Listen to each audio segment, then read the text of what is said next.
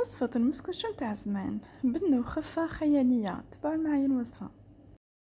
نحكمو 5 بيضات نبيض على جهة، والصفار نزيدولو كاس سكر، ملعقة صغيرة تاع لافاني، ونخلطوه حتى يطلع هذاك الخليط. نزيد عليهم كاس زيت ونطلعو هذاك الخليط قوام ثقيل.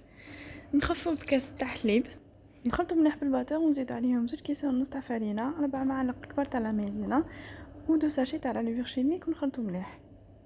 نخليوه على جهه. نجبدو هذاك البياض نزيدوله قرصه ملح ونطلعوه ناج. نحكمو هذاك البياض نزيدو في لا بريباراسيون بروغريسيفمون، ونخلطوه ديليكاتمون حتى نتحصلوا على هذا القوام. من بعد نحكمو شويه من هذاك الخليط ونزيدوله 2 مغارف كبار تاع الكاكاو ونخلطوهم. On chemise notre moule et on verse les deux préparations dedans كما راهم واضح في الفيديو، et à la fin on passe un cure-dent au mouvement circulaire. بعد ما كملنا نديروها طيب 40 دقيقة في الفرن على 180 درجة. ما تنساوش لاستيوس تاع الكوردون باش تشوفوا الا طاب ولا مازال.